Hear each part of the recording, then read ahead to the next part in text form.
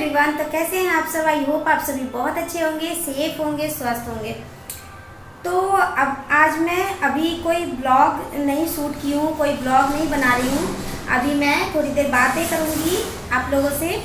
और अभी टाइम हो रहा है रात का 10 बज रहा है, क्योंकि 10 बजे अभी तुरंत मैं ये जो ब्लॉग बना रही हूँ ये जस्ट अभी का ब्लॉग है। अभी जो हुआ है, जो मेरे हस्बैंड के साथ मेरी बहस हुई है, उसके बारे में मैं आप लोगों को बताऊंगी।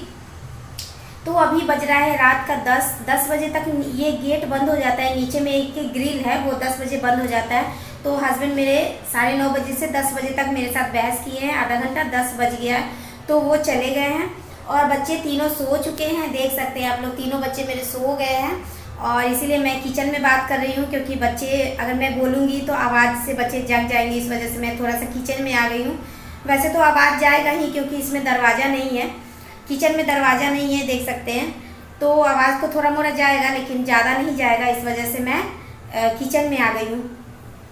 तो अभी मैं इस बारे में आपसे बात करना चाहती हूँ कि इसके पहले वाले ब्लॉग में मैंने आपको बताया था कि मेरा बाबू जो है वो कुछ ऐसा बोला था, जिसकी वजह से मैं ये सोच ही रही थी कि मैं उस घर से निकल जाऊँ तो ज़्यादा अच्छा रहेगा। और ऐसा ही हुआ, किसी न किसी बहाने से। तो इसी मैटर पे मेरे हस्बैंड आज आज मुझसे बहस करने लगे कि जैसे कि आज 3 तारीख है और कल 4 तारीख है, तो कल रेंट देना है। मतलब कल 1 महीना हो जाएगा मेरे यहाँ पे आए हुए। कल 4 तारीख है तो कल रेंट वो दे देंगे। तो वो आज लास्ट मुझसे बहस कर रहे थे कि जाना है कि नहीं जाना है वहाँ पे। अगर जाना रहता तो सुबह में भी, ज़्यादा सामान तो है नहीं, सुबह में भी ये रूम खाली कर देते। लेकिन मैं लास्ट बार बोल दी हूँ और एकदम फाइनली बोल दी हूँ कि मैं नहीं जाऊँगी, जब तक घर नहीं बनेगा तब तक मैं नहीं जाऊँगी। मतलब हस्बैंड को ऐसा लगता था कि जैसे कि वो शुरू से ना मुझे जो बोलते थे, जैसा बोलते थे, जो भी करने के लिए बोलते थे, वो सब कुछ मैं करती थी। और यहाँ तक कि अपने माँ बाप से भी, अपने मैके में भी बहुत ज़्यादा मैं झूठ बोली हूँ। शायद कोई बात ऐसा भी होगा। अभी भी मैं बहुत ज़्यादा बात नहीं बताई हूँ आपको ब्लॉग में, क्योंकि ब्लॉग शूट हो जाता है तो ब्लॉग के बारे में बताती हूँ। और मुझे बैठकर वीडियो बनाने का टाइम नहीं मिल पाता, इसलिए मैं नहीं बोली हूँ। और ब्लॉग में मुझे बोलने में नहीं बनता है, मैं ब्लॉग के साथ नहीं बोलना चाहती हूँ। ये सब जो मेरे साथ बीती हुई बातें हैं वो मैं ब्लॉग के साथ शेयर नहीं करना चाहती हूँ। मैं बैठकर वीडियो बनाना चाहती हूँ, जिसके लिए मुझे टाइम नहीं मिल पाता है बच्चों की वजह से। और मैं ब्लॉग शूट कर लेती हूँ और ब्लॉग के बारे में ही, नाइट रूटीन और ये सब रूटीन वो सब, इस सब चीज़ों के लिए मैं जो चैनल, अपना जो यूट्यूब चैनल है, वो इस सब चीज़ों के लिए मैंने नहीं खोला था। मैंने अप टू डेट आज मेरे साथ क्या हो रहा है ये बात को बताने के लिए मैंने यूट्यूब चैनल खोला था। क्योंकि मैंने अपने परिवार वालों से इतना ज़्यादा झूठ बोला है इन लोगों की वजह से। मतलब बहुत दिनों तक बहुत कुछ मैंने सहा है, जो कि अभी तक मैं अपने चैनल पे नहीं बताई हूँ। और मैं सब कुछ बताऊंगी धीरे धीरे। अभी भी बहुत सारी बातें हैं जो कि मुझे कुछ याद भी है, कुछ नहीं भी याद है। लेकिन मैं अपने चैनल पे अगर जब बताऊंगी तब मेरी मम्मी को पता चलेगा कि ये बातें मेरी बेटी अभी तक नहीं बताई थी, मुझे ये बातें नहीं बताई थी। मुझे पता नहीं है कि मैं क्या बताई हूँ, नहीं बताई हूँ। बस इतना पता है कि मैं बहुत सारी बातें जो है वो अपनी माँ को भी आज तक नहीं बताई हूँ, जो मेरे साथ मेरे ससुराल में हुआ है। क्योंकि मेरे माँ बाप की कोई गलती नहीं थी इसमें। मेरी शादी अरेंज मैरिज हुई थी, तो अरेंज मैरिज अगर माँ बाप करते हैं तो बाद में अगर बेटी के साथ कुछ होता है तो इसमें माँ बाप की कोई गलती नहीं होती है। क्योंकि मेरे साथ जो भी हो रहा था, वो जो हो रहा था, जो उस घर में जब जो जाएंगे उन्हीं को पता चलेगा। ये कोई ऐसा नहीं था कि हाँ घर नहीं है, या फिर घर के बारे में झूठ बोला गया, या फिर लड़का जॉब नहीं करता है इसके बारे में झूठ बोला गया। ये सब कोई बात नहीं था। घर के अंदरूनी घर के अंदर की जो बातें हैं वो सब से मैं अनजान थी, और मेरे परिवार वाले भी अनजान थे। सब लोग अनजान थे कि घर में क्या बनता है, नहीं बनता है, मुझे भरपेट खाना नहीं मिलता है। ये सब चीज़ें कोई बाहरी लोग नहीं समझेंगे कि घर में जो औरत है उसका नेचर क्या है, वो घर की बहू को रहने देगी कि नहीं रहने देगी, गाली देगी कि मारेगी कि पीटेगी कि आग लगाएगी, या क्या करेगी, वो बाहरी लोग नहीं समझ सकते। या फिर शादी के पहले तक कोई भी नहीं जानेगा। मेरी ननद भी मुझसे बोली कि मतलब मेरी जो बड़ी वाली ननद थी वो भी मुझसे बोली कि हम लोगों को भी नहीं पता था कि घर में जो बहू आएगी उसके साथ भी मेरी माँ ऐसे करेगी, क्योंकि मेरी सासू माँ का ऐसा नेचर ही है कि वो जल्दी किसी पे विश्वास नहीं करना और हर इंसान को शक की नज़र से देखना। तो वही मेरे साथ ही हो रहा था। और गलती मेरी एक गलती मेरी इतनी सी थी कि मुझे मेरी सासू माँ बोली थी शादी के 13 दिन के बाद ही कि मैं अपने मैके में रहूं, और कब तक रहूं ये मुझे नहीं बताया गया था। तो मैं 1 महीना रही थी पूरे खरमास, और उसके बाद मैं ज़बरदस्ती ससुराल में आई थी। और 1 महीने बाद ससुराल में आने के बाद ही मेरी जो दुर्दशा है वो शुरू हो गई थी।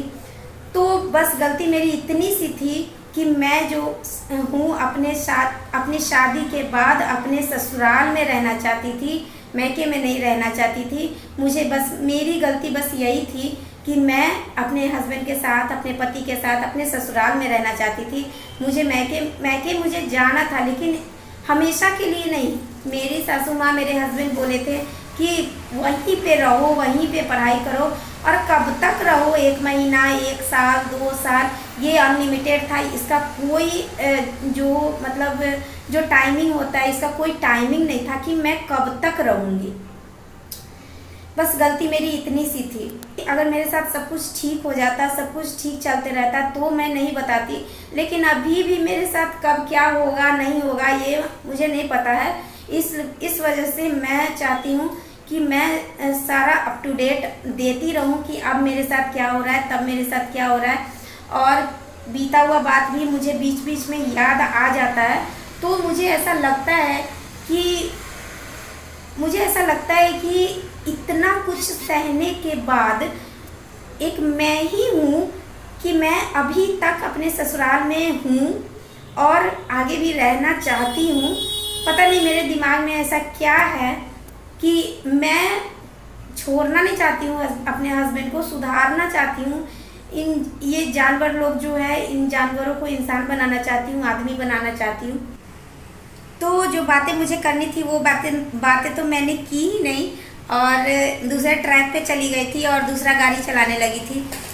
तो बात ये थी कि मेरे हस्बैंड से मेरी इस बात पे बहस हो रही थी कि हस्बैंड बोल रहे थे कि आज तक तो तुम कभी भी इतना ज़्यादा जिद नहीं की हो। मतलब कि हस्बैंड मुझे जो भी बोलते थे वो सब मैं मानते जाती थी, सब कुछ मानते जाती थी।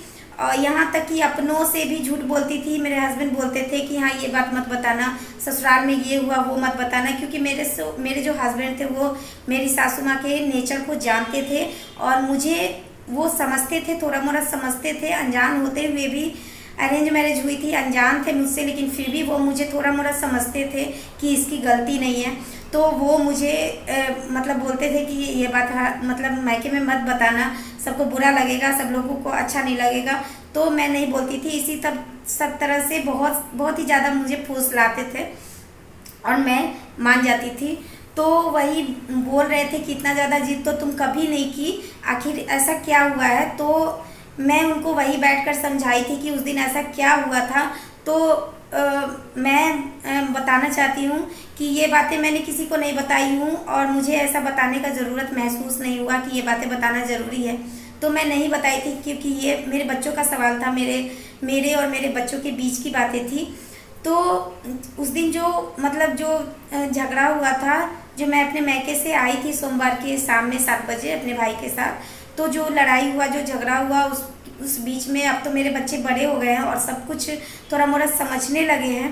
तो जब मेरी सासू माँ मुझे गाली पहले तो देती थी, सब लोग मेरा नाम रखे हुए थे, मतलब गाली के नाम से ही पुकारते थे। मुझे ऐसा लगता था कि जैसे मेरे मम्मी पापा ने मुझे मतलब क्या बोलते हैं, मेरा कोई नाम ही नहीं रखा है, ये लोग यहाँ पे मेरा नाम रखे, तरह तरह का मेरा नाम रखे। तो जब मैं आई तो मतलब गाली गलौज ऐसे हो रहा था। तो बच्चे होते हैं, तो बड़ा वाला तो नहीं, बड़ा वाला तो मेरा थोड़ा ज़्यादा समझदार हो गया है, तो वो नहीं, कुछ भी नहीं बोलता है।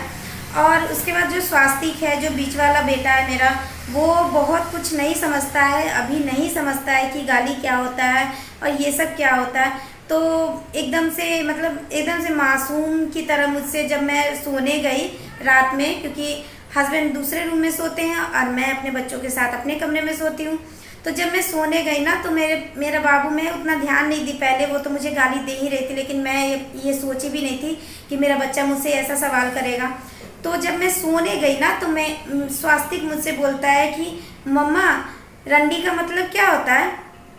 तो मैं तो एकदम से मेरा तो दिमाग ख़राब हो गया कि मैं इसको क्या जवाब दूँ अब।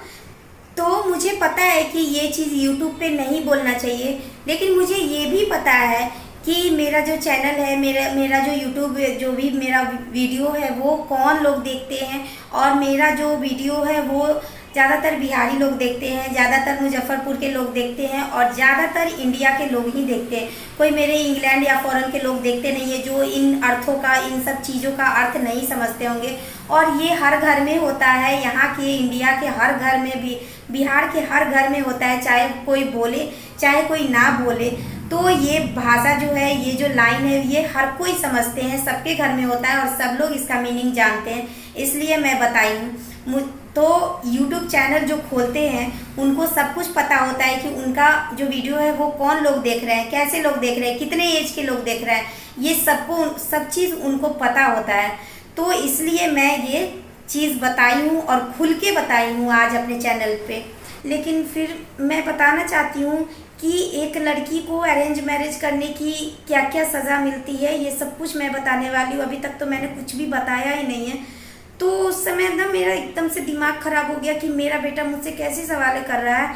तो अचानक से मैं फिर से पूछी उससे कि क्या हुआ है। तो अम्मा आपको हमेशा ऐसे रंडी रंडी क्यों बोलते रहती है, रंडी का मतलब क्या होता है। फिर मैं सोची कि मतलब ये अब मैं उसको क्या जवाब दूँ, अब इस सवाल का क्या जवाब था, अब मैं क्या समझाऊंगी कि उसको रंडी का मतलब क्या होता है।